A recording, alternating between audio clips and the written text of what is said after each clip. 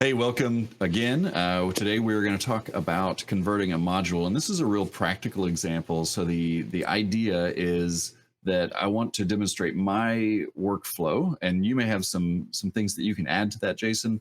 But I want to show how I convert a module or convert into a module from what I would say is just like procedural code, if that makes sense. We don't really use that name in Terraform, but I think it may resonate with a few.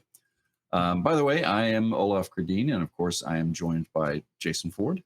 And we are on the Learning Terraform Discord channels, and we'd love to have you out there to help answer questions, but also to get some of your questions answered, bring up some new topics that we can discuss here.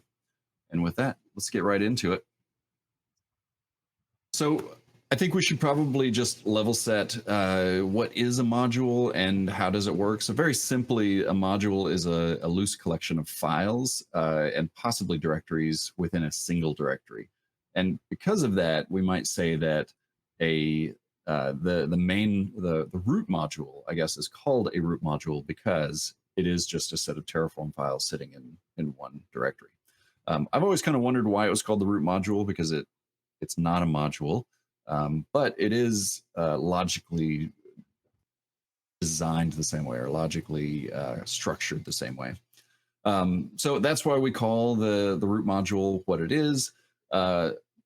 Just kind of a note on that, though, Terraform operates out of the current working directory. So child modules need to be in a separate directory, or they will just be pulled into the active running, the active apply or plan step.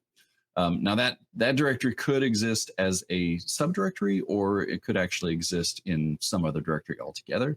For that matter, and this is something that I do in enterprises, that directory could exist in a completely remote store, such as a Git repository, where you then get to add versioning, which can be really helpful in setting up contracts for your modules. And of course, having source control built into that. Yeah, that's what we've done. We store our modules within GitHub, and then we tag it on a quarter release. And you could tag your modules so that you can hit certain versions of it. So just like Terraform, you can tag it, make sure your modules work at that point, and then slowly upgrade. Right, right. So there, and I guess there's two modes of thought on that too. Sort of the development process, I might actually include those modules locally within my root main as subdirectories. Whereas as I move that into production, then I want to move them into that remote source controlled repository.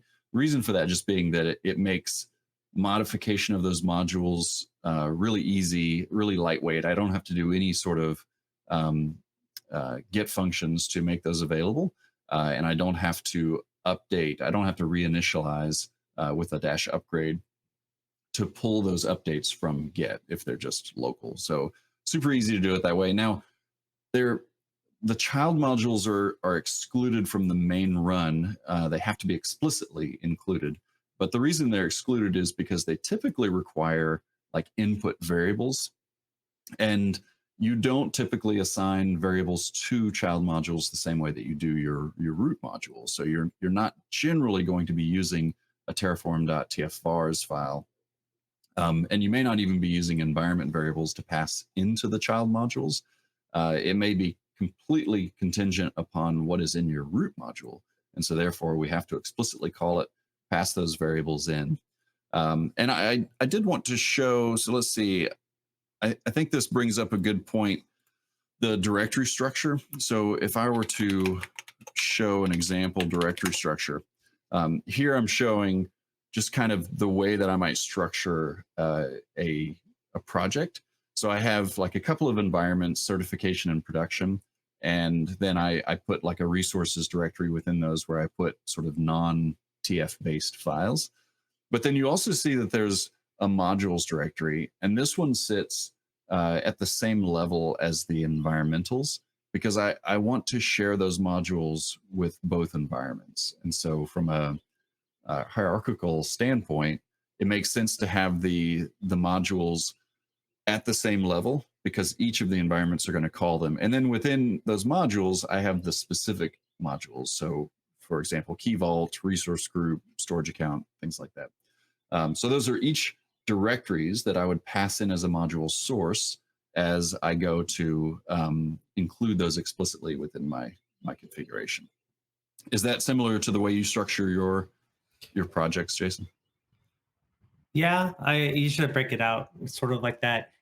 Do you do you recommend people nesting their modules, or I, do I used to keep modules really flat and I never nested because of the added complexity to troubleshoot and maintain those. But I've since changed my mind and I actually really like the idea of exactly one level of nesting. So it's either 0 or 1 for me.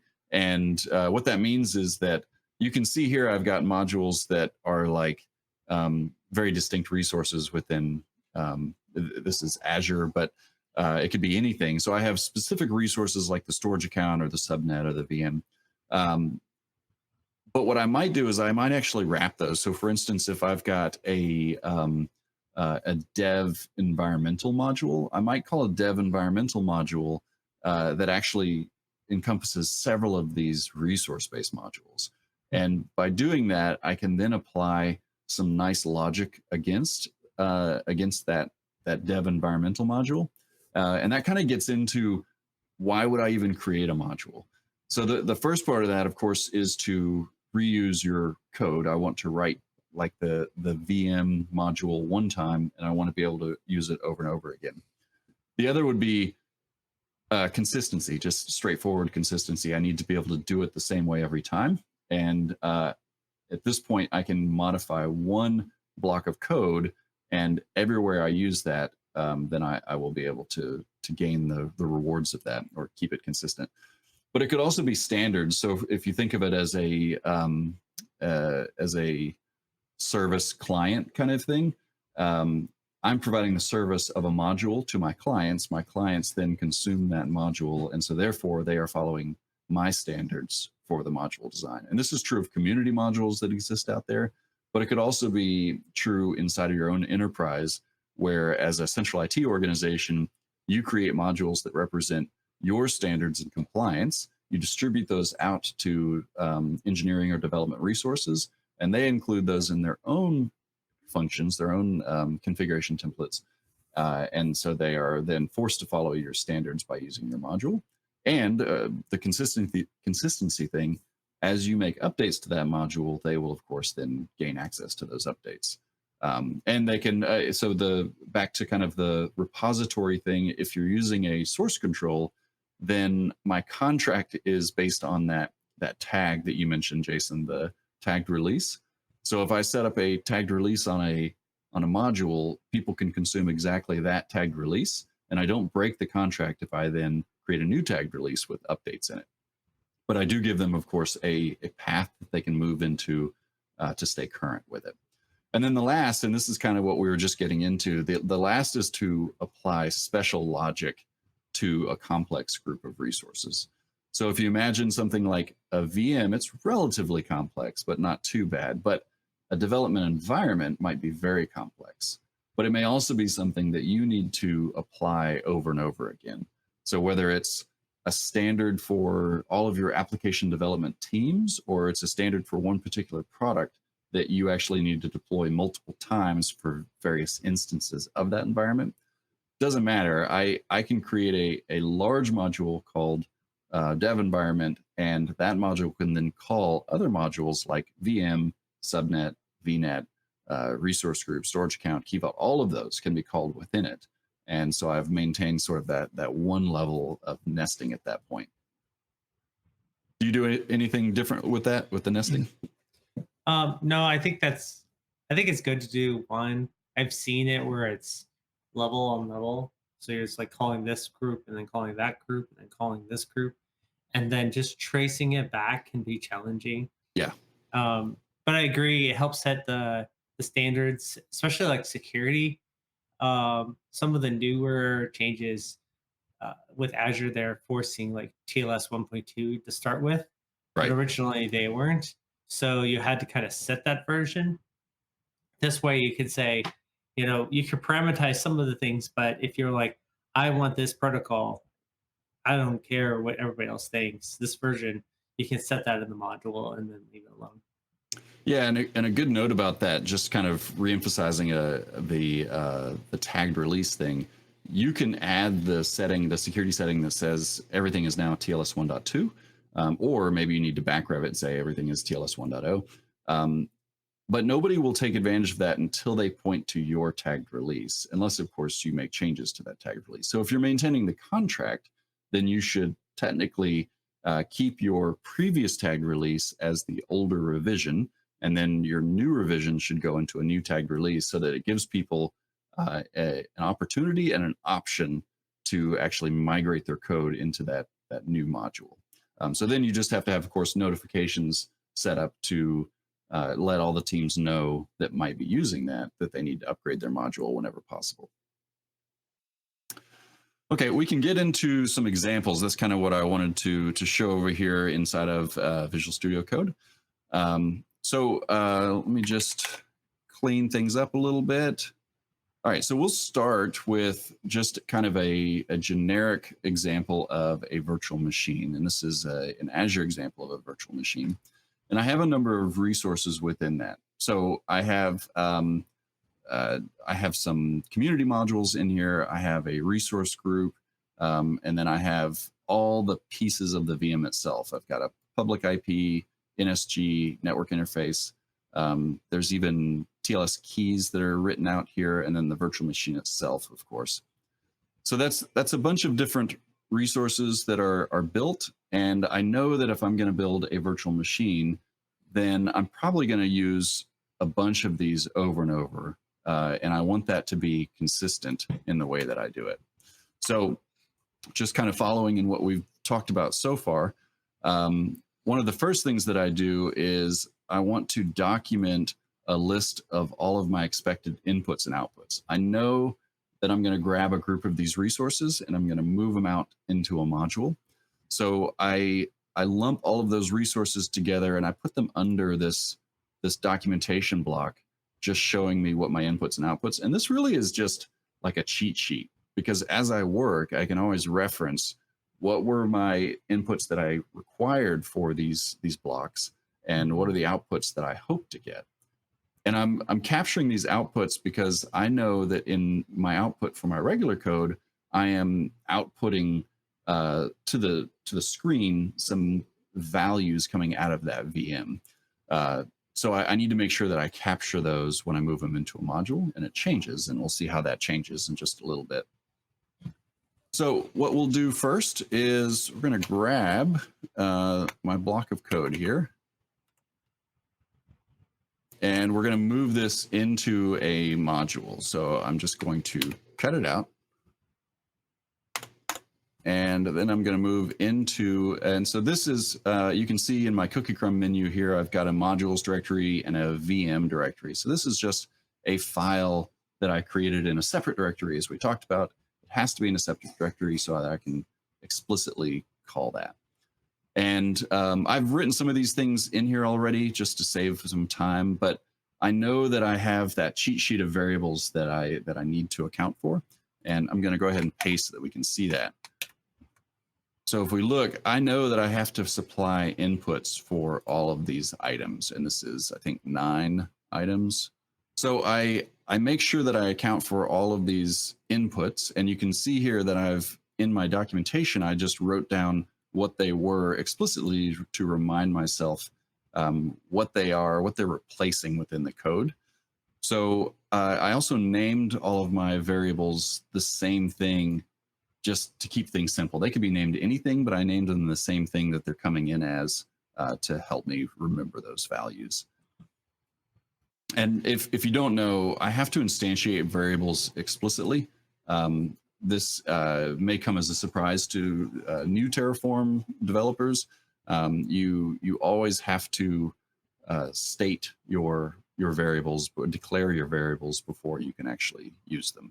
So these are all just empty, no defaults, no specifics. They can be as grossly typed as you like, but I left them all very basic because I know the inputs that are coming in and I don't need to tweak that for this example.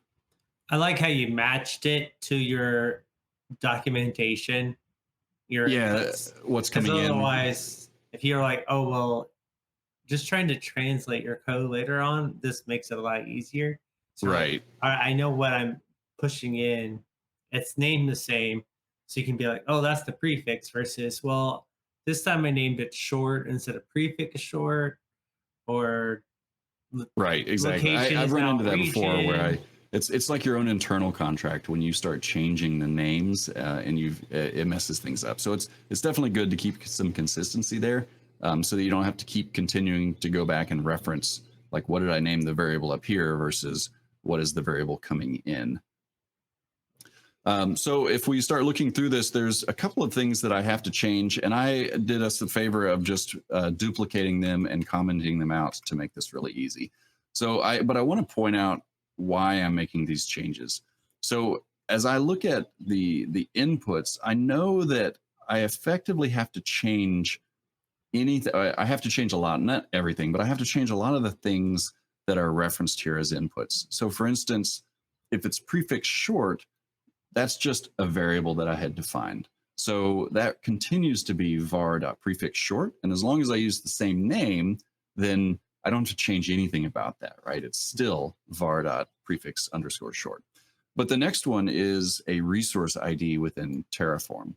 And if you were paying attention, you would have noticed that the resource group actually stayed behind within the root module.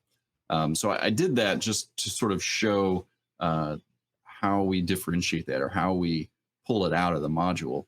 But also it makes sense that I might not create a resource group for every VM I create, right? I want multiple VMs to live in one resource group. So there's not a lot of reason why I would, without creating unnecessary logic, I wouldn't necessarily nest the resource group in the VM module. I might, however, in a dev environment module, nest a resource group module in that.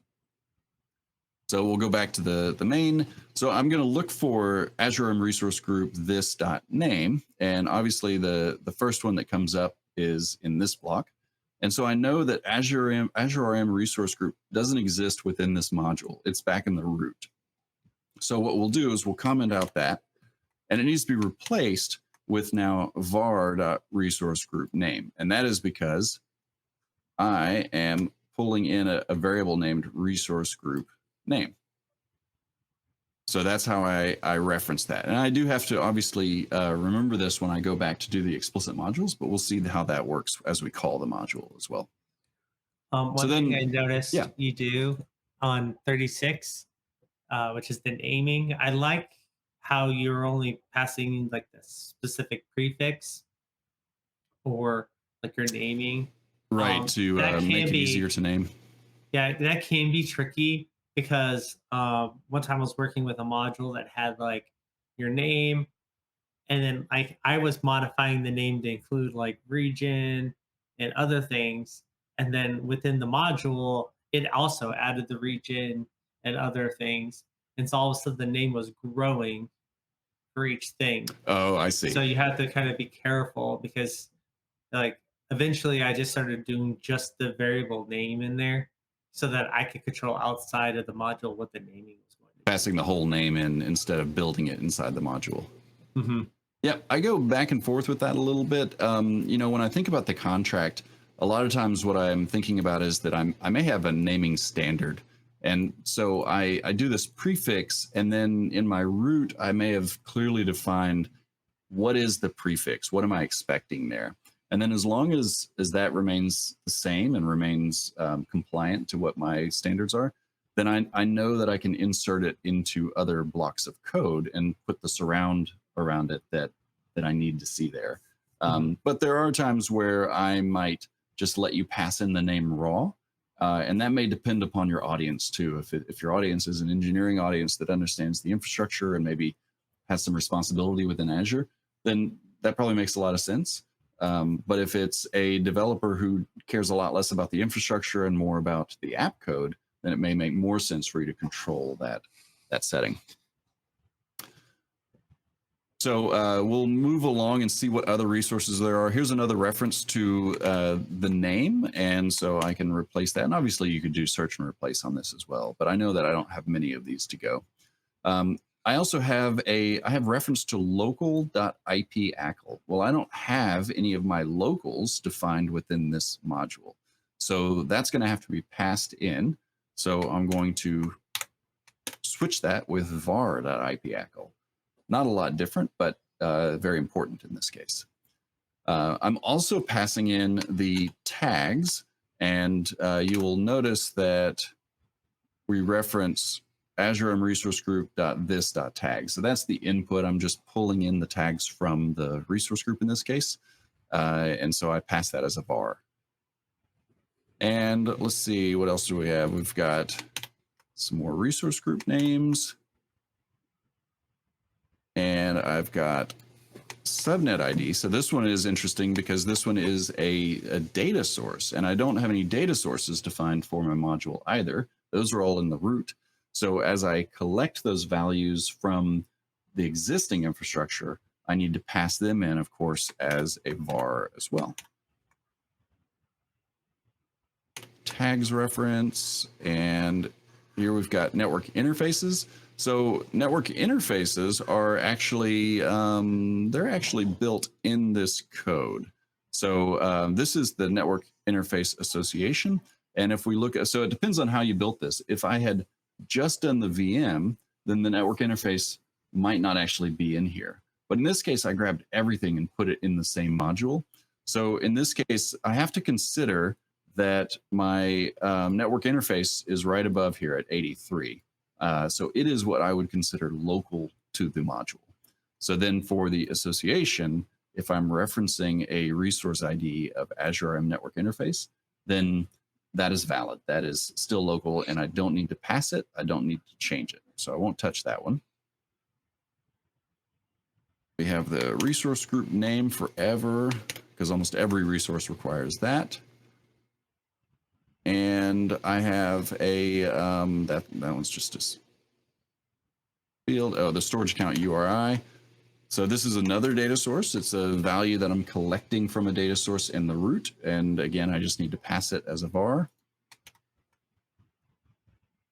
And that's it. So I've pulled everything out. Now, there was another thing too, though, that we talked about. So I've taken care of all my inputs at this point, but I also need to consider the outputs that I'm expecting. So in my root module, I have an outputs file, and that file is expecting these values to exist. So I have to ensure that I'm outputting them from the child module, or they will not show up. There is no way to get anything out of a child module. Say anything. There are some things that come out of a child module, but if you need something explicit outputted from a child module, you have to explicitly add that. So I come down to an output section, and just for ease, I have some values that I might be looking for as outputs.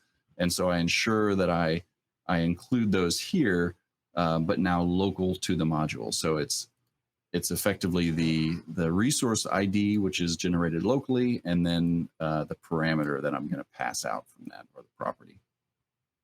Okay, so we've got main built, and I should point out too that as we do this, I need to demonstrate that we've got, let me see where I am here. Okay, we've got a pre-existing VM sitting out there in the environment. So when I run plan, it should show me that there is no infrastructure change needed. Do you ever just output Azure RM underscore Linux underscore virtual machine dot this and just output everything?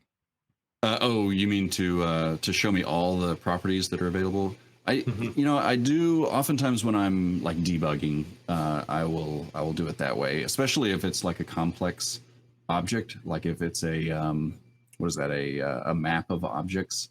Mm-hmm. Then I will output the map so that I can see what that full structure looks like, and that helps me then figure out how to call that individual property that I need. Or what happens oftentimes is I actually need to do a for loop around that.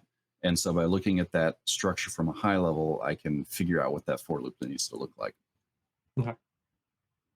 Okay, so we see, just as I was saying, that there are no changes necessary. So I have at this point a VM, and I think I had outputs here.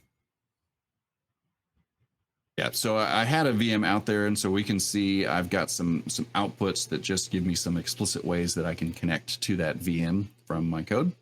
And so I need all of this to remain the same, because you could imagine that it's important that my infrastructure remains untouched, even though I'm making little tweaks to the code on the back end. Hmm. Ideally, I won't have to change anything with the infrastructure. There are some cases where your module may necessarily change things, but that should be a contractual change, something that you've negotiated and that you're working into your module. Sorry, technical difficulties, lost my video, but we'll plow ahead. So as I was pointing out, we do have our outputs shown that we need to capture and represent those. So we are generating those within now the child module, so that we can output those back out to the root module. And so that's pretty much everything that needs to happen in the child module. If we go back to the well, since we're talking about outputs, let's just go to the output page. So on the outputs right now, I am referring to a local file resource, and that local file resource, similarly to when we talked about the child resource or the child module, this resource is no longer local to the root. So we need to refer to it differently. And so we're going to refer to it as its module.module name and then output. And let's see. Yeah, so I have to have these, all of these files. And I think actually I took out, may have taken out one of these. It's all right. I'll just change this a little bit just in case. Okay, so I'm going to change these to reference the module, and so we can see that I'm referencing the user variable, and I'm also referencing the module. So the user variable is still a local variable to the root, but the private IP and the public IP all came from the module now, since they've been moved in that direction. This is back in your main project. That's right. Yeah. Yep. I don't. The only file in the child module is this main, where we define the virtual machine itself. So output is good. If we look at VM, then so at this point, I've lost all of my VM resources. In order to get those back, then I need to basically create a module block that calls that module explicitly. So we'll walk through this a little bit. I've got a source, which tells me the directory that I put that main file in. And then I've got some variables that I'm passing into it. So just as we talked about before, I've got these inputs and outputs. So these all need to be defined as inputs to the module. And the way that I do that is it's just name value pairs. So most of what goes into a module parameter are these name value pairs to represent all the things, all the input variables that you need to pass into your module. The only real like module specific code is your source, and then you might even put some logic. So we talked about the dev environment. So you might have logic like a for each statement here that then loops on the module for whatever reason. But in this case, it's just name value pairs for me. So I put them all in as described, and that's based on what I recorded. So I've got data sources, I've got locals, and I've got variables that all need to be passed in. And I kept the names the same as I promised, to keep that real easy for me to keep track of. So I have done that. And so now, in theory, if I run this code, then I should have an impacting change. So what's going to happen is it's going to tell me that you're needing to create resources under the Terraform target of module. And so you can see here, my plan says let's add 7 things and let's destroy 7 things. Destroy is not something I want to see. I want to keep my contract the same, so I don't want to mess with those things. Now, outputs don't matter as much because they are really just either for programmatic use or for end users, and these happen to be specifically for end users to use. So they don't affect the infrastructure at all. But I don't want to create new all of these resources related to the virtual machine. So what I need to do then, and we touched on this in a previous video, Jason described to us how to modify our state. What I need to do is I need to tell our state that all of these resources have moved. They used to be in the root main, and now they are in a child module. And so you can imagine that they just need to be prefixed now with module.vm, and that comes from this line 37. You can see module, and then it would be .vm to reference those things.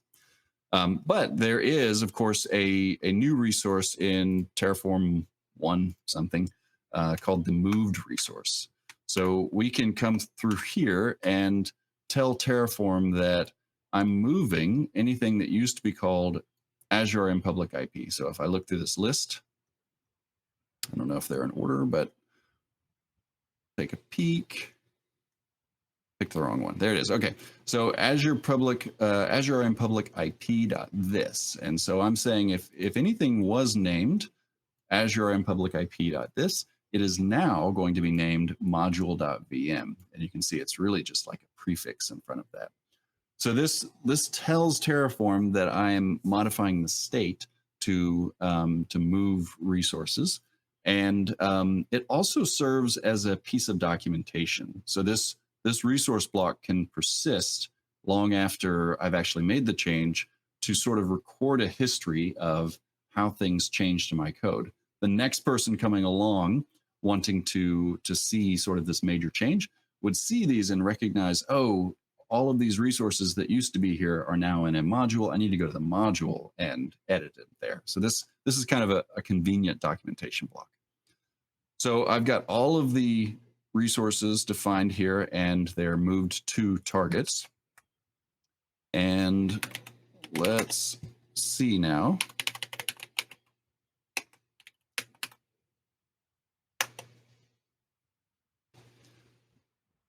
All right. So this is exactly what I want to see. So right here we see the plan now says 0 to add, 0 to change, 0 to destroy. I have moved everything from the VM block out and replaced it with a module call. That module call is in a remote file, and we've even made changes to that remote file according to new input variables. We added outputs. Now the outputs are changing because literally I changed them right here. But again, outputs don't affect infrastructure, so we're completely okay with that. But you can see here that, and you can see the output change that's actually occurring. It's just taking out the /bootstrap.pim file because I wasn't sure if I included that, but looks like it's all good. So this is exactly what we want to see. And we've now confirmed that I am able to modify state so that Terraform sees these objects in their new homes. And in fact, if I do a state list, we can now see that I've got, oh,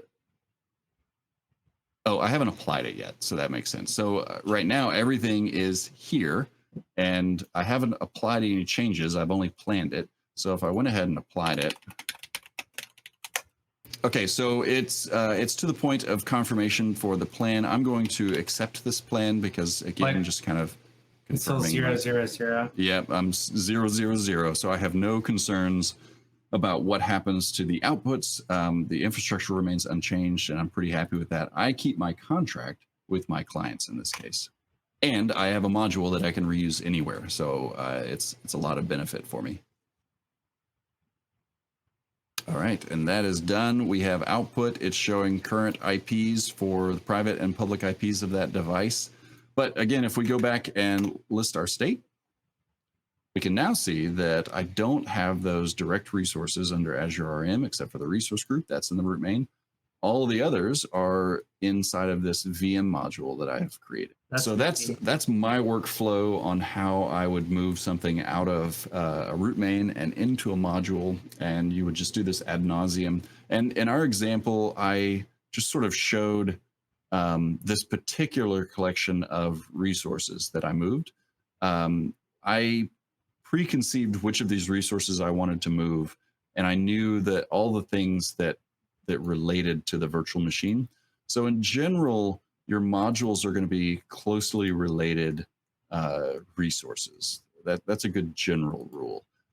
If I put too many, like if I put the resource group in here as well, then I'm adding something in here that is now potentially created for each VM, and I don't want that.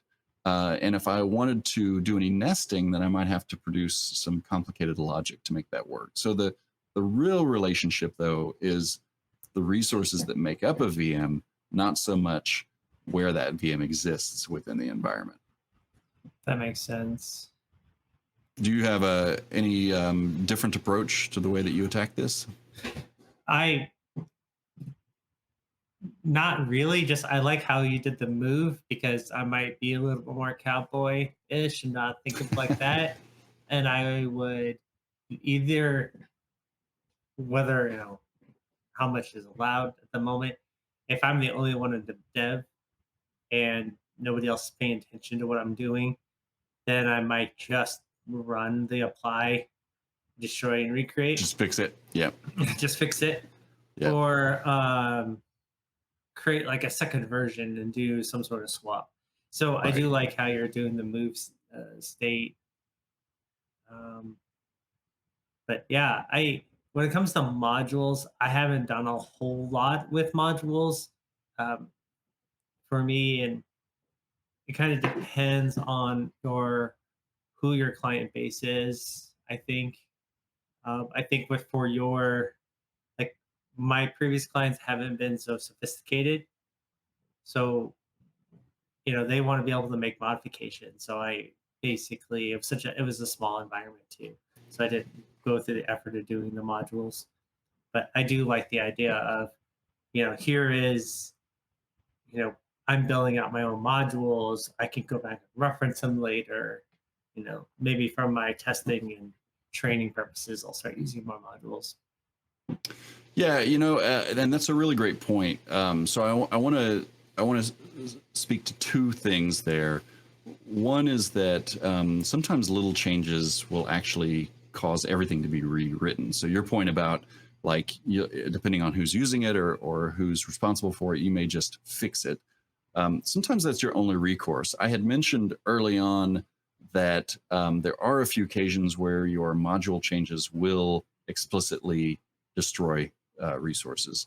The reason in Azure, at least, is because resources are tied to names. So Mhm. despite the fact that there's a unique ID attached to every resource, names are like super important within that hyperscaler. So if in your module you have standardized and said that now my naming structure looks like this, right? We talked about defining your naming structure.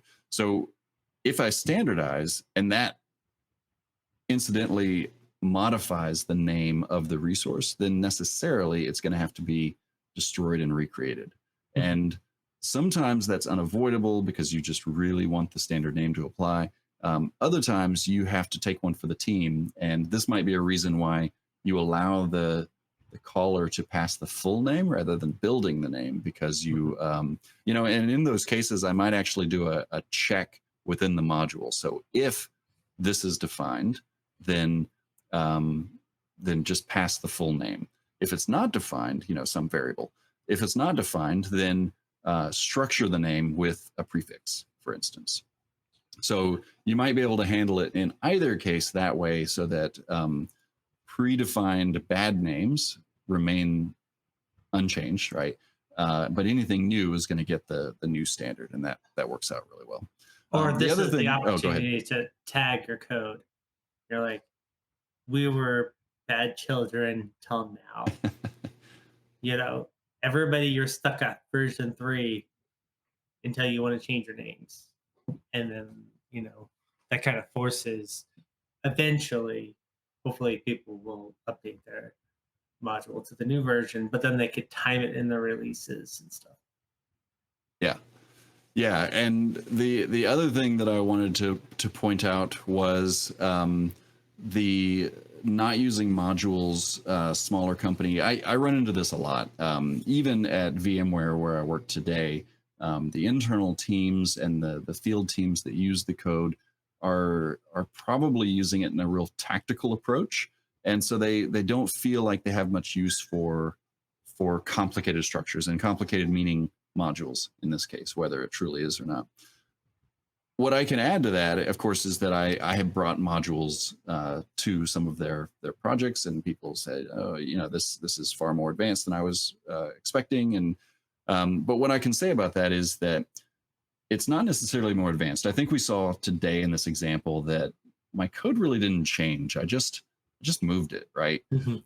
But the value that you get is this standardized resource block. And if, for instance, I have lots of people out there with disparate code doing the same thing, there's no way for me to come up with any kind of standard and apply it everywhere.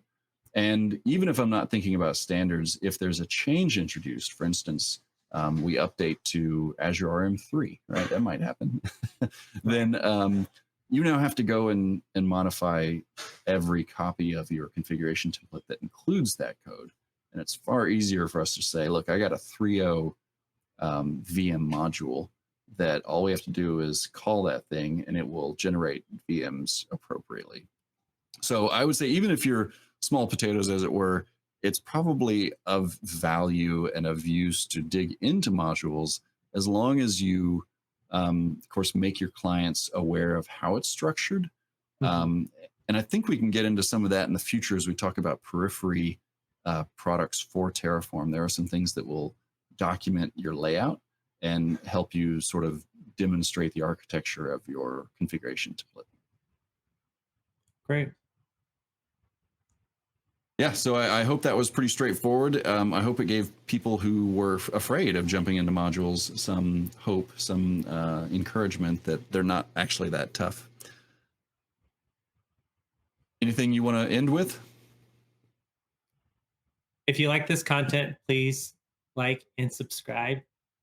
And in the comments, if you have any topics you want us to talk about, go for it. Let us know. Great. Thank you so much.